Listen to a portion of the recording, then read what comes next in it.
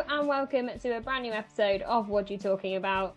Today my guest is Kelly Marshall. She is a 2-time CrossFit Games Masters athlete and one of the most loved and well-respected athletes within the UK CrossFit community. In the episode we chat about her journey to the Games, her competitive nature as a child and throughout, finding strength and sanity in the people around her, and of course her goals for the next year. As always, don't forget to like, rate and subscribe to be the first to hear all about our new episodes and content. We hope you enjoy. Ellie, thank you so much for joining me. How are you doing? Very well, thank you. Thank you for having me on. You are super welcome. There is so much I want to chat to you about. I know you've got loads going on and you've had such an incredible career, particularly the past few years in CrossFit. But what I like to do is start at the very, very beginning. So kind of growing up, athletics, sport, what was your childhood like? Were you a sporty kid? What was it like? Oh, that's a great question. Okay. It'll probably shine quite a lot of light on the way I am now, to be honest, as is often the case with people. I was always into fitness, but my fitness came out of, so when I was younger, I lived all over the world because of my dad's job. So I was born in Singapore and then ended up living in Japan, China, Fiji, all kinds of crazy places. Wow. And then I came back to the UK for high school, and my parents had a house in Norwich in Norfolk. So I'd been at middle school in New Zealand, Singapore, and then came back to a little farming village school. And I turned up with a very distorted accent, which was like a little bit American and a bit of a mess. And I had ridiculously tan skin because I'd obviously been living in hot countries. And I went to this school and I was the only one that was out of place, shall we say. And that didn't fare too good. So I got pretty bullied. And then actually because of that, and I was pretty tiny as well, I started going to the gym to make myself feel a little bit more confident and to make myself feel a little bit stronger, etc., to able to deal with the situation. So the upshot of that is I actually did quite well from going to the gym, and I enjoyed football and hockey and all sorts of things and running. And I actually ended up playing hockey for England from under 16 to under 21s. Which was a big deal for a tiny farming village school. It was quite a big deal. And then, but I only got into it really because of doing fitness, my own confidence, and it kind of paid off really. And then I've never looked back. So I loved the hockey for so many years, but I just loved doing fitness for fitness. And then when I graduated from Loughborough Uni, I went into the fitness industry as a career anyway. And so I was like living it, breathing it, training all the time. So I have been involved in sport before, but if I'm being honest, the way that I felt about hockey wasn't even a patch on the way I feel about CrossFit. It's so unique, isn't it, compared to any other sport? And I think a lot of people, particularly those like at your level, an elite level, who compete kind of to a games level, I suppose, are people that have done sport before. What do you think it is about CrossFit that makes it so different and so people be so passionate about it? I think for me, one of the biggest pulls for CrossFit is the variety and the nature of I think I get bored quite easily, but 10 years later, I'm still trying to master so many things. As soon as you feel you reach a goalpost, it moves. And I think the mixture of so many elements of fitness, skill, function, and then blending it all together, it's pretty unrivaled. Like taking so many sports and kind of sticking them all together, you can never get bored because there's always something you could be better at, some capacity you could be shifting, a new skill. Obviously CrossFit is forever edging up the challenges of skill, so there's always things to chase. Yeah, there is. So going kind of being younger and going into fitness, and I suppose hockey in particular, being a team sport, what do you prefer kind of now being an individual athlete? Do you miss that team aspect of it? That's a great question. To be honest, when I played hockey, I was a goalkeeper. And although you're part of a team, I was pretty shy. And because I'd been bullied and stuff, I was pretty introvert. So I put the helmet on, I felt great, but I wasn't that great a team player in hockey. I've done quite a lot of team stuff in CrossFit and I've loved that. And there's so many elements of that where you'll push yourself to the absolute limit for the people that you're competing with. and they just get so much out of you, and you support each other, and it's a bit special. I would say that's again a completely different experience for me from the experience of the other team version of hockey that I've experienced. It's like completely different. But I think the thing I like about individual is you can't hide or rely on anyone else, and you can take all the glory as well. Like, you see the direct impact of your hard work or not, and you have to make the choices on strategy. You have to back yourself, and I think I almost like that. Because you only ever have yourself to blame or be proud of. So I do, don't get me wrong, I really loved it. I've been in some incredible teams in terms of like cohesion and success and just the best time. But there's something a little bit special for me about being competitive with yourself and also only having yourself to answer to. Yeah.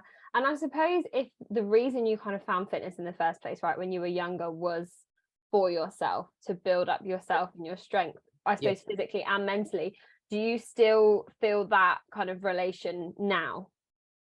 Oh yeah, absolutely, 100%. And I think when people talk to me in my clinic role, when I'm helping people get out of pain or achieve whatever goals they're going for, I think the reason I can be so passionate about it 21 years into my career is because I just feel it, like it's been my life. And the impact of how physical, feeling physically strong in yourself, capable. This is a silly example, but if I get like a shopping delivery, and they come to the door and they've got these bags, and I pick up 8 or 10 bags at once, and they kind of look at me like, and I walk off to the kitchen. I just like the fact that isn't, I don't even question that. I just do it. And I think, and that's irrelevant of age, of gender, of anything. It's just because I have confidence in my ability to do whatever I want or need to do. And I think that's powerful for belief, powerful for mental health. Yeah, massive. It really is. So how did you find CrossFit?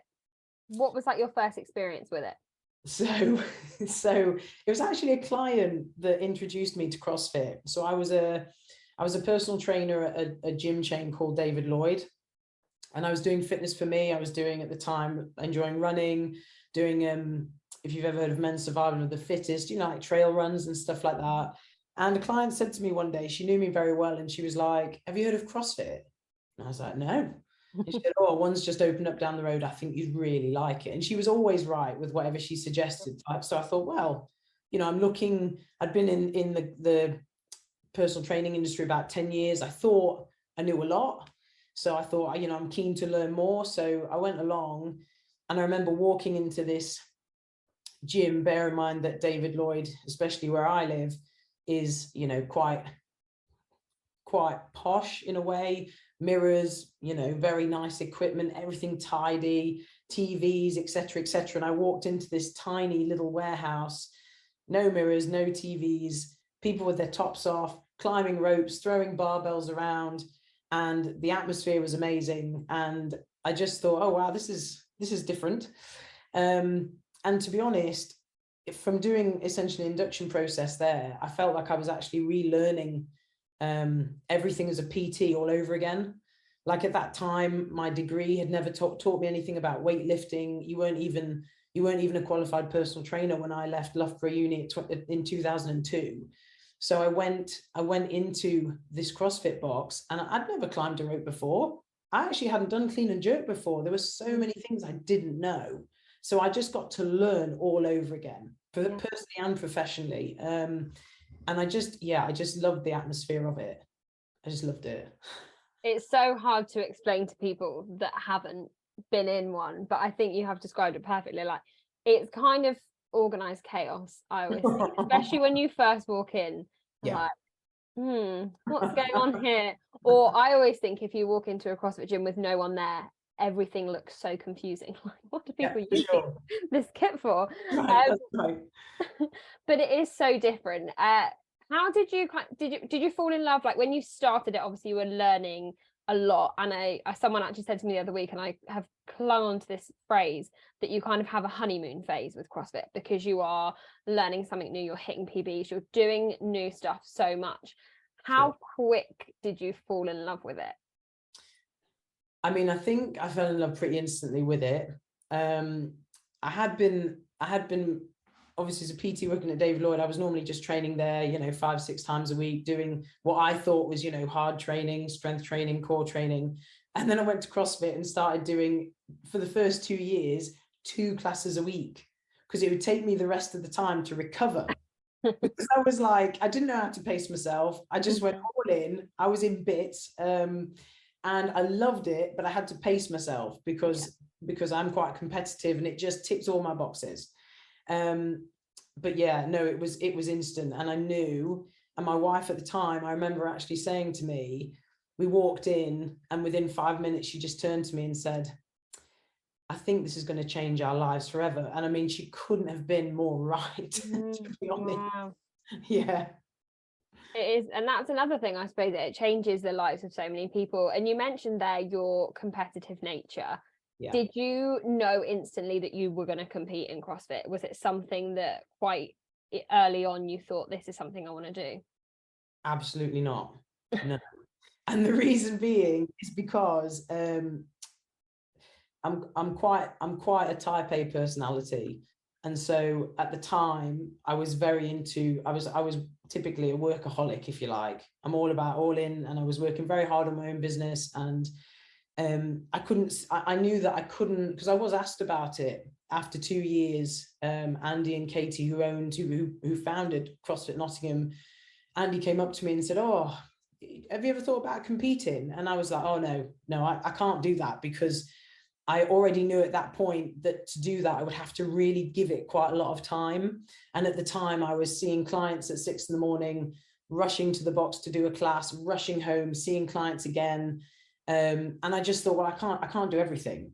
And so, I wasn't going to half-arse it either. Like, it would have to be, if I was going to do it, I'd have to do it properly. Yeah. So I said no for about a year, 2 years.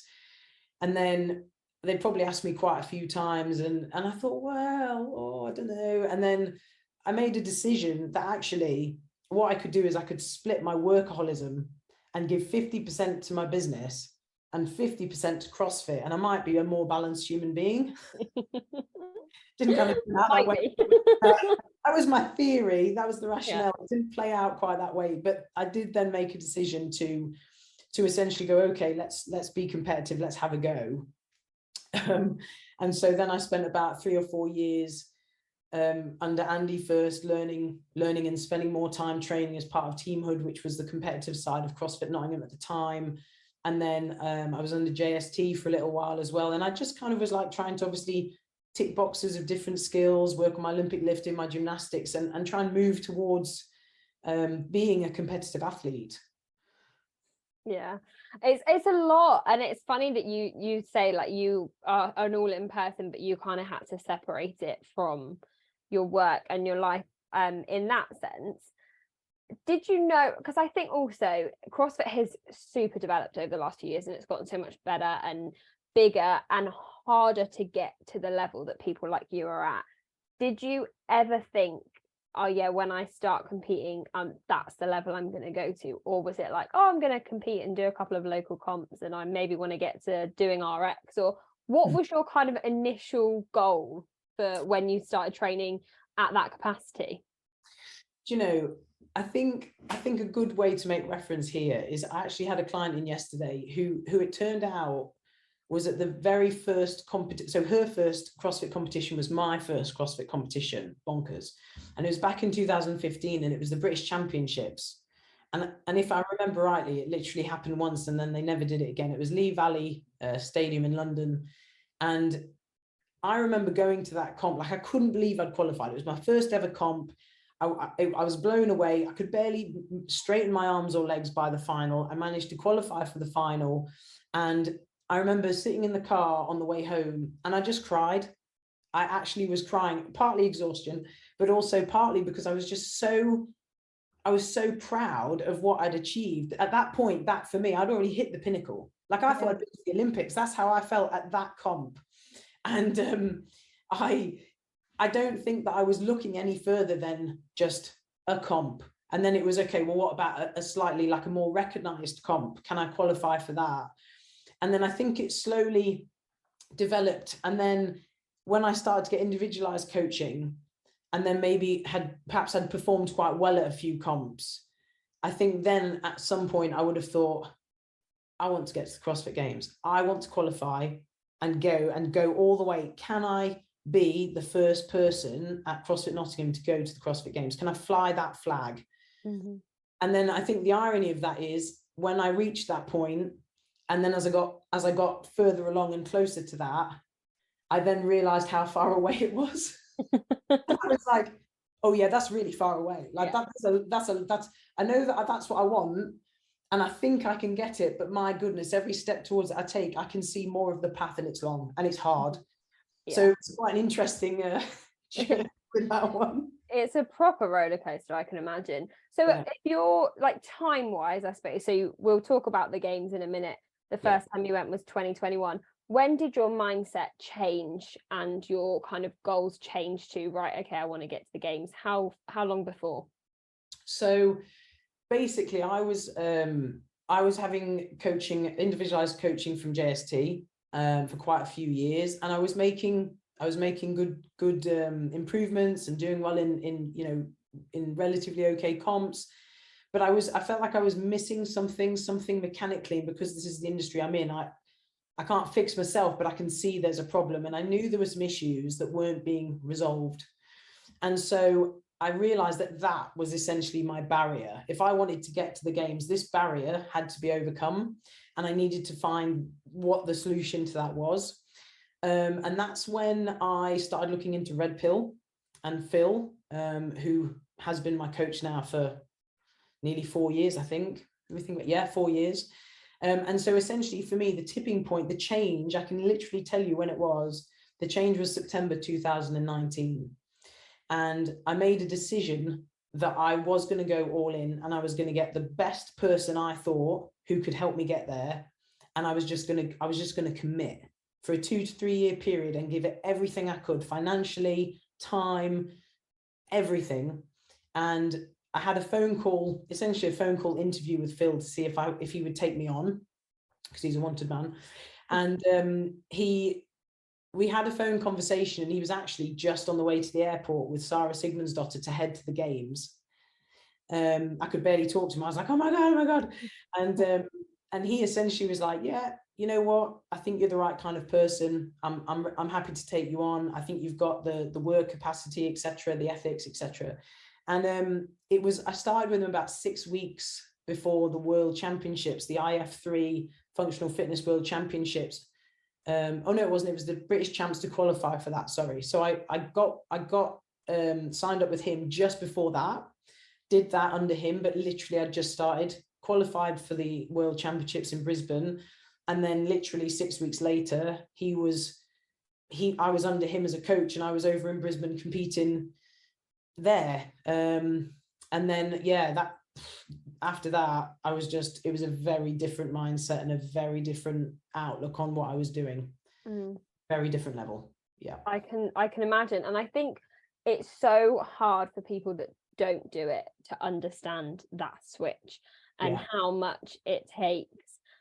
Because obviously also it was kind of around that time you have, I imagine, this massive high from the World Championships, and then pretty much really quick after we go into a lockdown, and you're kind of on this journey, as we just talked about it being a roller coaster.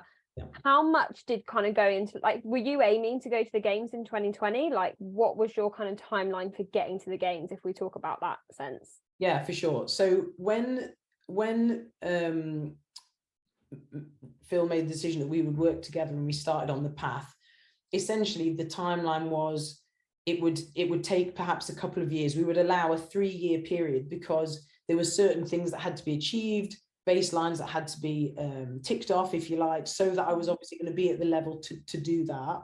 Yeah. I think in reality, I think 2020 would have been too soon for me. I wasn't ready. Yeah. But it was weird going into COVID and for that to happen, because in January 2020, I competed at SID and I won. And it was possibly my best competition ever. I won every event. Everything went, like, it was just an incredible experience. Phil was there in person, so it was the first time I had him there as my coach. Had all my friends there, people from the box. It was incredible. So I had a huge high off that. We then went in February straight to Norway, competing at the Norwegian Championships. I came second, and that there was a lot of learning in that. Like, that was an absolute dogfight for second, and I learned a lot about myself as an athlete. So I had some podiums, I had some fantastic experiences, and then the next month I had nothing. Mm-hmm. I had technically a tenth of the business income coming in to pay, like everyone else did, potentially my mortgage, never mind my coach. Suddenly my training facility, all those options changed, and it was interesting. It was a challenge, but I wasn't ready. Even if COVID hadn't have happened, realistically, I don't think I would have been good enough to get to the games in 2020. I had so much to do, much. I had a really good strength phase in 2020 to bring my numbers up in terms of just strength. And that was important because they weren't where they needed to be. And that kind of fed into, and I developed as an athlete ready for 2021, I think.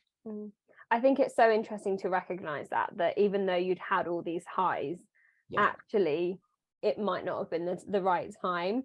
I suppose fast forwarding a year, you are in this position, you're qualifying for the games, you're going to the games. I know it's going to be a hard nutshell, but in a nutshell, what was that year like for you? Obviously, considering half of it was in lockdown as well, that kind of from 2020 to into the 2021 season, what was it like for you as an athlete?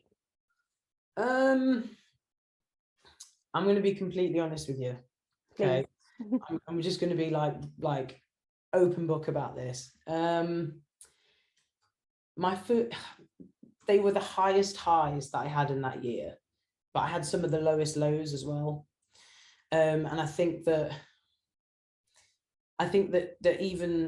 even getting to the games where we didn't know if they were going to be able to get us visas because CrossFit wasn't recognized as a sport, suddenly we had to take a punt to try and get to Mexico because it wasn't in a red zone. So potentially we could then go across to America, but it wasn't guaranteed. We could have gone all that way and then not even got there.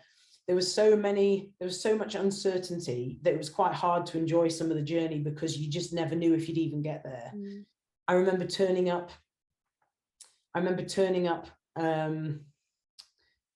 at the airport, and because of the way that you had to be in the country for 14 days, but it was 14 days and nights, or there was a detail on it. And we essentially went to the airport to head to Chicago 14 days after arriving, but we were essentially 12 hours too early, so they wouldn't let me fly.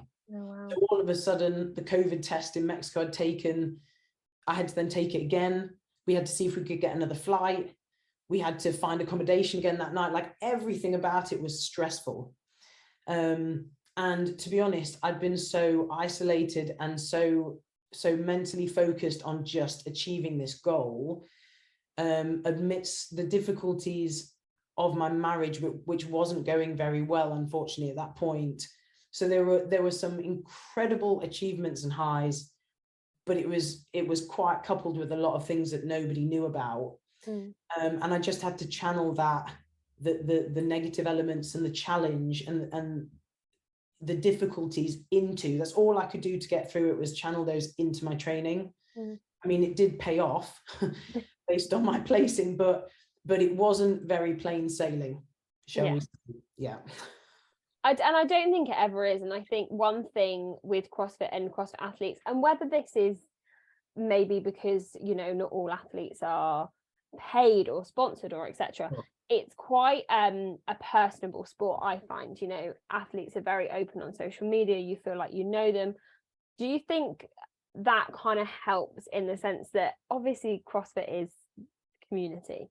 Like, yes, you say there are things that people don't know, but just having that element of people around you and knowing where you're going to one of probably the friendliest competitions in the world, does that kind of help where you're at as well? I mean, to be honest, in the last, for both journeys of getting to the games, I have had people by my side in, I would say, 95% of my training sessions. And I owe that first year not just to Phil and Red Pill and their incredible focus and detail and everything else, but to a lot of people who were in and still are in my life now. I had a group of friends who are my best friends, who I called them the Sanity Squad. That's actually our nickname. We're all in our 40s. But the thing is, they literally kept me sane. And at the peak points building up to the games, you know, they would take 2-hour shifts each. Some of them would come in from the 6:30 to 8:30 shift, and they'd have to go to work. But then my friend Ben would come in and he would do the next 2 to 3 hours just to keep me going. So the power of people. I have met my best friends at CrossFit. And again, like last year, Lucy, one of my best friends, who obviously I had the privilege of then being at the games with her. Again, you know, last year, I was the fittest I've ever been in a fitness sense. And again, that's because I was able to do so many training sessions, essentially chasing her around. So it's, people are everything, to be honest. And they've kept me sane throughout the whole thing. Yeah. I'm gonna steal that Sanity Squad, because I'm gonna, like, one of my group chats is getting renamed. Honestly, do it. It's quality. Yeah. Right. And it is. And I think that's it's so important to talk about, because I think no matter what level you're at CrossFit, that's what makes it so special. So let's reflect on the actual games then, because what a games you had. Oh my God, I remember watching it, and I think, firstly, as someone from England, watching like 2 British girls just absolutely hammer it and be amazing.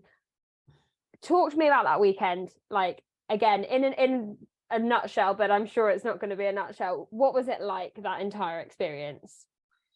It was almost what feels like now a bit of a daydream. You just walk around in a daze. I remember Phil saying to me before we got there, your objective is to just experience it. Like, I put a lot of pressure on myself anyway, and I think he knew that the best way for me to avoid being overwhelmed was just to accept that it was about just being there, being present, sailing through it, and trying to be consistent to the strategies that we decided.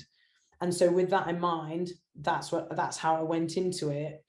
But to be surrounded, like, the level of detail, the level of organization, the size of the warm-up area, like, everything was just wow. You know, you see it on the TV, and then to walk out onto the Astro or into the Coliseum and think, blimey, I'm here to be here to compete. It really was quite incredible. And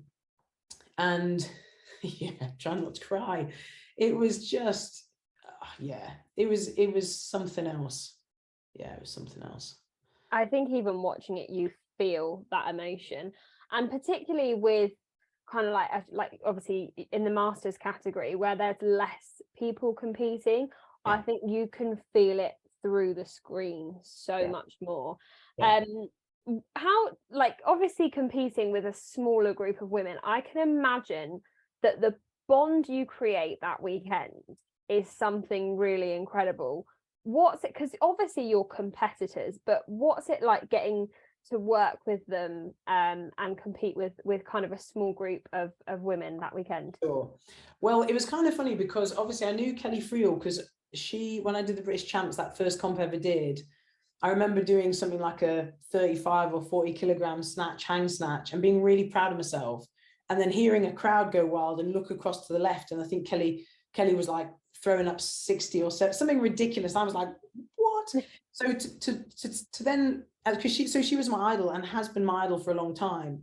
So to walk out onto that field, to be there and be like, my God, I'm here with her, I'm competing against her, and she's the friendliest person in the world, is absolutely amazing. You know, to represent your country and to represent it with others as well is incredible. I mean, I was very naive the first year, because actually, apart from Kelly, I didn't know anybody, because I purposely didn't look as part of that kind of mindset, not getting caught up in the competitors. I actually didn't know, and it was probably a good thing that I didn't know who Rebecca Voigt was when I first came out, because I probably would have pooped my pants, but I had no idea who she was, and that was probably good. But they're all lovely. I think when you first get there, the first event, nobody really talks, everyone's nervous, you know, they're trying to get their mindset right. But as each workout goes on, yes, you're giving it your all. Yes, you want to beat everybody else. But as soon as you're off the field, you're just taking it all in. You're soaking it all in, and they're all lovely. Yeah. I can imagine. So obviously you had a great finish. You were on the podium and 3 event wins. Am I right there? For a first games, not too bad, not too shabby. Any particular highlights from that weekend? Yeah, I think there's one event. I mean, you know, they were all mind-blowingly wonderful experiences, but I think the one that is a little bit more special for me is when we went in for the second day. So on the first day, I obviously had 2 wins, great start, and then I had an absolute shocker with the snatch workout, which really did me no favors. And then when we entered the second day, it came to the bar muscle up ski double under workout.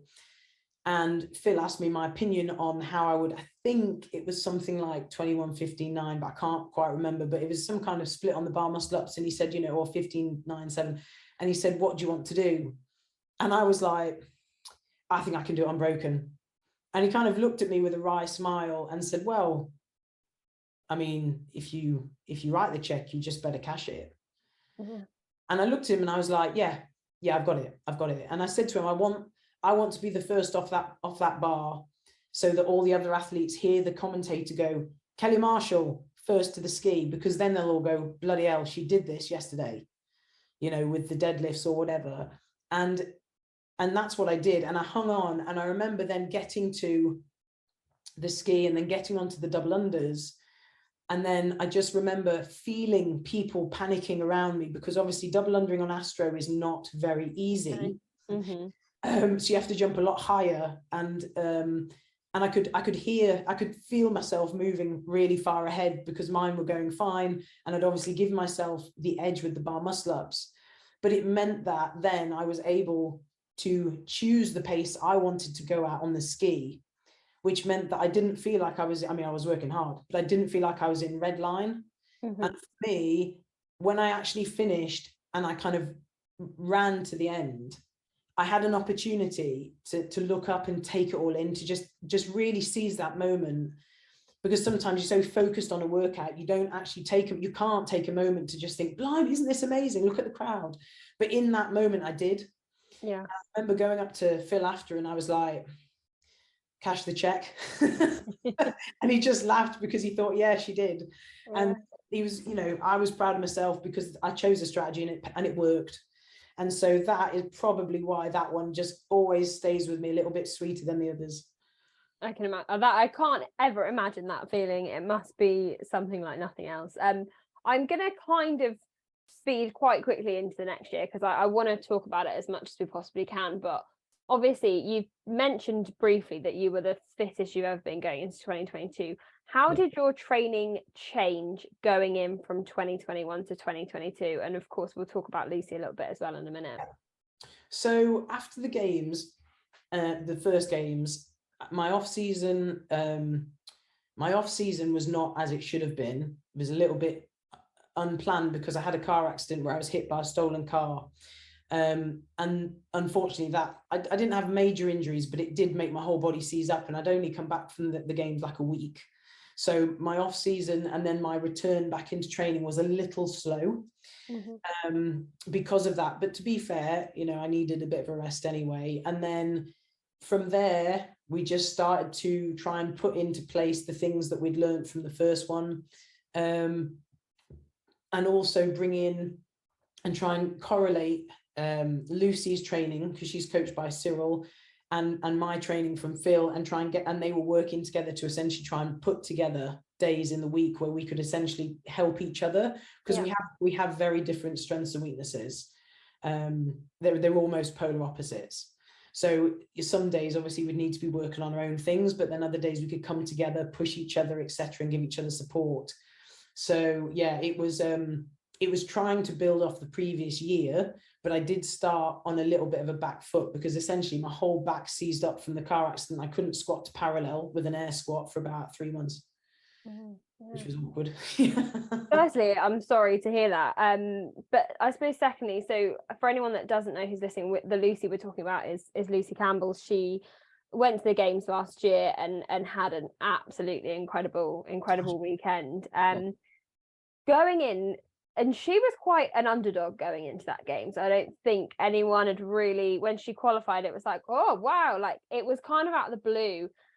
Whereas I suppose with you, were you, it was quite like, right, okay, cool, she came third, looking pretty likely that she's going to go back this year. Did you feel like the fact that she was an underdog helped you, or the fact that you were maybe more likely to go helped her? Like, was it quite balanced? Do you know what? What's really interesting is I remember saying to Phil a year and a half to 2 years before, before I said, because Lucy was obviously at CrossFit Nottingham, and I remember saying to Phil, this girl, I said to him, she's got this, she's got it. Like, I don't know if I've ever seen an athlete with the hunger and the push and the strategy, like the way she considers and thinks about things is like, it's insane. And I knew, I could just see it all over, like she had the potential. So although for a lot of people it was like, who is this? I was going, bloody told you. I told you, you look for a name, it's coming. Like, I knew she was going to make it. Like, I actually had no doubts, to be honest. And I was just so chuffed that she was able to, like, when we went to Wadapalooza and she won that row, swim, run workout, I was like, here you go. Now people are going to start to notice the name. You keep watch for this name because it's a coming. So it helped me, because to be honest, the sanity squad were pretty tired from all this shit they had the first year.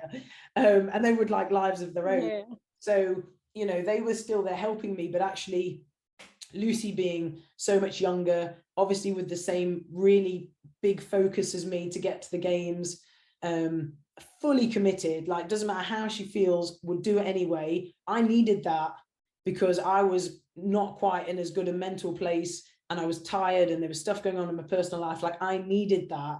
And she would just, it didn't matter whether I was tired, crying, she was like, come on. And that was it. And we would go. So I knew that with her by my side, I had absolutely the best chance to get back to the games. And I just wanted us to experience it together, to be honest. I thought two athletes from the same box would be awesome. It's such an impressive feat. And as I say, like for British people as well, like watching you both go together is incredible. Obviously, your 2022 season was games experience was a little bit different, not as many highs. I know you've spoken a lot about it, but kind of on reflection now, can't believe it's nearly a year ago. What was that weekend like? I think the games this year, last year was a great games. I think the way that Bosman shook it up, brought some funky stuff in, I thought it was great, but it wasn't great for me. For a number of reasons. I mean, when Castro was programming a really balanced fitness competition, I'm really average at everything, so that's really good for me. Like, if it's a bit of everything, it's in my favor. Yeah. I'm not specialist at anything, I'm just average, and that can cover up some of my weaknesses and holes. But last year, that was to my detriment with the programming. There's so much more upper body demand and technical gymnastic elements, which is one of my biggest weaknesses, and it really exposed me. I could sit here and talk about my injury, but in reality, all that did is mess around with some of my prep for the games, and did leave me being on tramadol, which I highly recommend never doing. So competing on tramadol, not the one. But in reality, they were not why I ended up 6th. That it was just because I just got exposed for the bits that I need to be better at. You look at someone like Kelly Friel, the emphasis was different, and she still ended up at the top. And that's what a world-class fittest on earth looks like. So I think I learned a lot.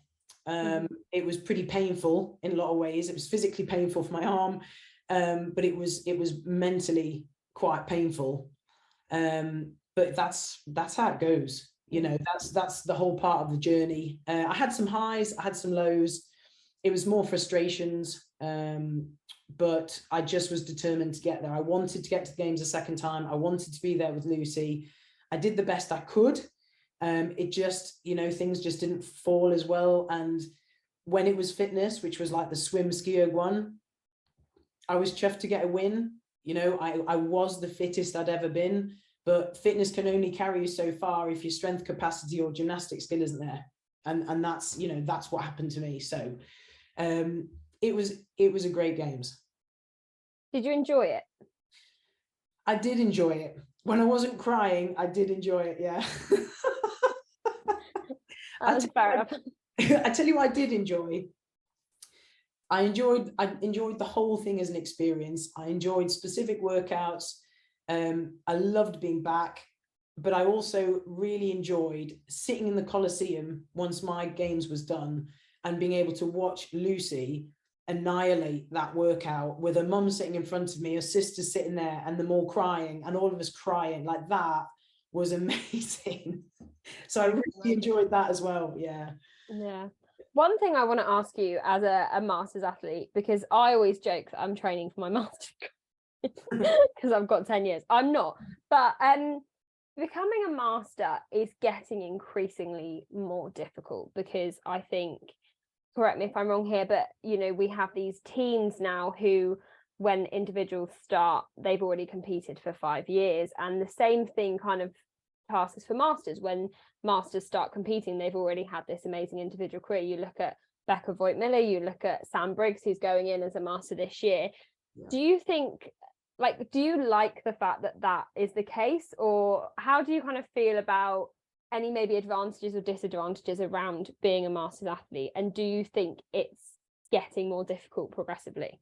Do you know, that's a great question. I feel like looking at the complexities with CrossFit, and like you say, these young ones that are coming up and what they're actually capable of and what they can lift and how hard they can work at the age already, I think it's going to take a lot more work and a lot more time for somebody to succeed if they come. I think it's a big challenge because there's a lot to catch up on. Like, I'll train for 4 or 5 hours a day, and that's because I've got my own business and I'm happy to just train from 6:30 in the morning till, you know, let's say midday, and then work from 2 till 7:30 at night. But not everyone has that luxury. Not everyone has the desire, quite frankly. And I think, and I'm doing that because I have a lot to work on and a lot to catch up on. And I'm in theory already in the mix and have been at that level. So I think it's tough. And I think that when people, because obviously there's always that joke of, oh, you know, when I get to masters, or and I think it's a really interesting experience for people because it's no bloody easier. Like, it's actually ridiculous, the athletes at that level. And you look at some of the masters athletes who are even in Berlin. Like, it's absolutely outrageous to me that Jen Ryan, who I competed with, she kicked my butt last year at the games. She was in the mix with these RX athletes. I mean, that's incredible. That is incredible. You know, so there is a surprising overlap, but I think full stop, whatever age group, I think it's tough. And I think the other thing for masters as well is it's managing that volume and the demand with a body that isn't 20 anymore. That's a good challenge. Really good challenge, from recovery, from niggles, things like that. It's a lot going on. There is.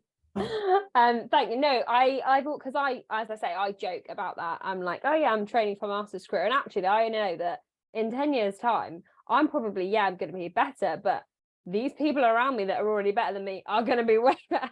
So it's a really interesting concept. I'm going to do some quick fire questions with you in just a second, but first I want to talk very briefly about this season, because you've been very, very open with kind of your training and everything that's going on. You chose not to compete this season. You didn't even register for the Open. Can you kind of just describe a little bit about, for anyone who's listening, why you made that decision this year?